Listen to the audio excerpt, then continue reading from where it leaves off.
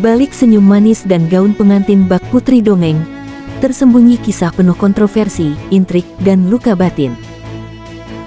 Dari aktris Hollywood hingga menjadi salah satu wanita paling kontroversial dalam sejarah kerajaan Inggris, Meghan Markle adalah sosok yang penuh teka-teki. Dielu-elukan sebagai simbol modernisasi monarki, tapi juga dibenci oleh banyak orang. Apa yang sebenarnya terjadi? Kenapa Meghan begitu tidak disukai? Mari kita bahas kisah Meghan Markle dari awal hingga skandal yang masih menghantuinya hari ini. Rahel Meghan Markle lahir pada tanggal 4 Agustus tahun 1981 di Los Angeles, California. Ia memiliki latar belakang yang unik. Ibunya, Doria Ragland, seorang instruktur yoga berkulit hitam berkebangsaan Afrika Amerika.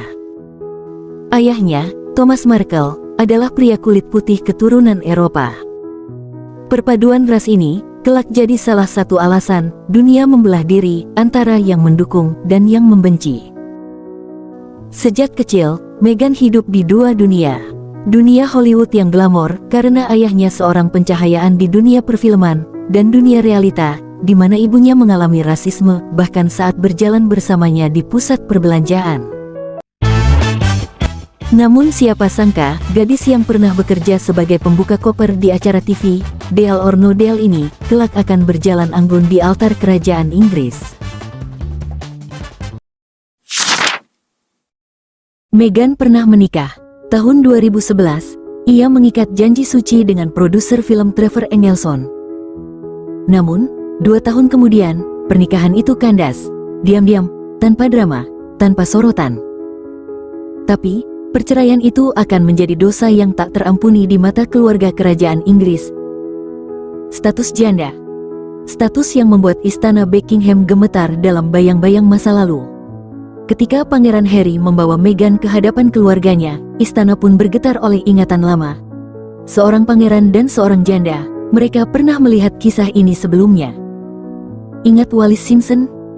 Janda asal Amerika yang membuat Edward ke-8 turun tahta. Bagi kerajaan, janda Amerika selalu membawa badai, dan kali ini, badai itu bernama Meghan Markle. Di balik tembok istana, percakapan-percakapan rahasia berlangsung. Ada yang menentang habis-habisan. Pangeran William, sang kakak, dikabarkan meminta Harry untuk berpikir 2 kali. Sang ayah, Pangeran Charles, bersikap lebih hati-hati, tapi jelas tak antusias. Dan sang ratu, Ratu Elizabeth II, yang dikenal keras dalam menjaga tradisi, diam, tapi dinginnya lebih tajam dari pedang. Masalah Meghan bukan hanya status jandanya. Dia adalah seorang aktris, berkulit campuran, berwarga negara Amerika, dan pernah bercerai. Dalam pandangan konservatif kerajaan, itu seperti mencampur api dan bensin. Namun Harry, ia bukan pangeran biasa. Ia adalah anak dari Putri Diana, perempuan yang juga pernah ditolak dan disakiti oleh istana. Harry tahu rasa sakit itu, dan ia bersumpah tidak akan membiarkan Meghan merasakannya. Harry melawan segalanya. Tradisi, tekanan, pandangan sinis. Ia memilih cintanya, dan akhirnya, dengan berat hati, kerajaan mengalah. Tahun 2016, Meghan dan Harry bertemu dalam sebuah kencan buta, yang diatur oleh teman mereka. Sang pangeran langsung jatuh hati. Bagi Harry, Meghan berbeda, cerdas, berani bicara, independen, dan tidak takut dengan sorotan media. Tapi, di balik senyum manis itu, benih kekacauan mulai tumbuh. Saat kabar hubungan mereka bocor ke media, komentar-komentar rasis dan misoginis pun menyerbu. Media Inggris tak henti menguliti, dari warna kulit hingga sejarah keluarganya. Namun Harry, yang menyaksikan ibunya, Putri Diana, dihancurkan media, bertekad tidak akan membiarkan sejarah terulang. Dalam wawancara pertunangan mereka di tahun 2017, Harry berkata, "Saat pertama kali melihatnya, aku tahu dialah orangnya." Meghan pun memasuki dunia yang penuh protokol dan tekanan. Tapi publik awalnya menyambutnya hangat. sampai media mulai mencium aroma ketidaksesuaian. Keluarga kerajaan Inggris bukan hanya sekumpulan bangsawan yang tersenyum di depan kamera.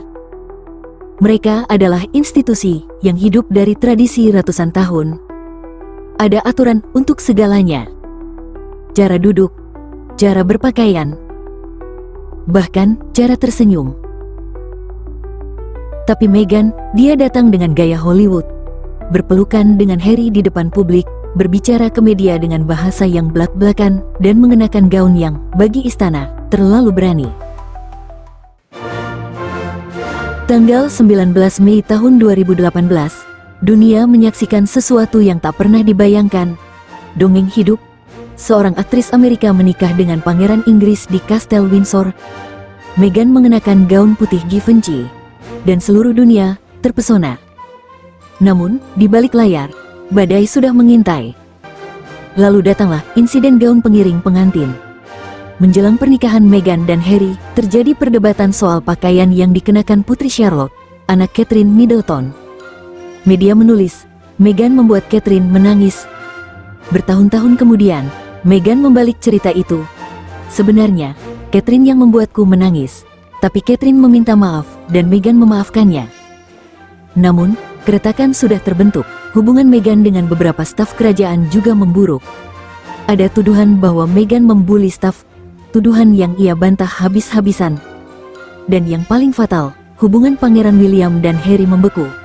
William yakin Meghan mengasingkan adiknya dari keluarga. Di Inggris, media bukan hanya menyampaikan berita. Mereka membentuk cerita, dan cerita Meghan adalah tambang emas. Perbandingan pun terjadi saat Catherine Middleton menyentuh perut hamilnya. Media menulis, indah dan penuh kasih. Saat Meghan Markle melakukan hal yang sama, media menulis, terlalu narsis, cari perhatian. Isu rasial pun muncul. Banyak yang menilai, Meghan diserang bukan hanya karena sikapnya, tapi karena darah campurannya. Meghan mengaku ia tidak pernah mendapat perlindungan dari keluarga kerajaan. Bagi media, Meghan adalah karakter sempurna untuk dijadikan tokoh antagonis. Januari tahun 2020, berita itu meledak. Meghan dan Harry memutuskan mundur dari tugas resmi kerajaan. Media menciptakan istilah Megexit, menyalahkan Meghan sebagai dalang yang menggiring Harry meninggalkan keluarganya. Publik terbelah.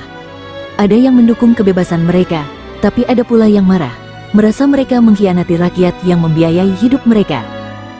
Dari Kanada, mereka pindah ke California, menandatangani kontrak jutaan dolar dengan Netflix dan Spotify. Hidup baru dimulai. Tapi di Inggris, nama Meghan tetap jadi bahan bakar kebencian. Maret tahun 2021, Meghan dan Harry duduk di kursi yang sama dengan Oprah Winfrey. Dan dari sanalah bom besar diledakkan. Meghan mengaku sempat ingin mengakhiri hidupnya.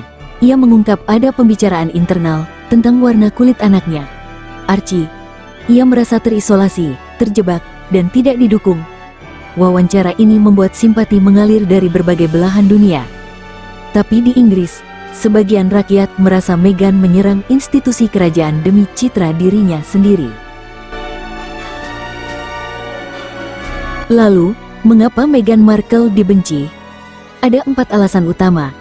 1. Ia melanggar tradisi kerajaan yang sakral. 2. Konflik internal dengan bangsawan senior. 3. Media Inggris yang memojokkan tanpa ampun. Dan 4. Kecurigaan bahwa ia lebih mementingkan popularitas daripada tugas.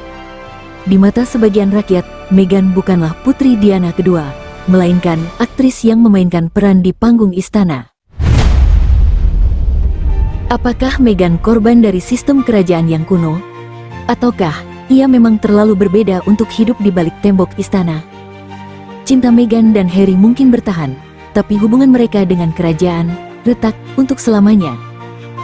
Jika kamu suka membongkar rahasia di balik tirai kerajaan, klik tombol subscribe, nyalakan lonceng, karena drama ini belum berakhir.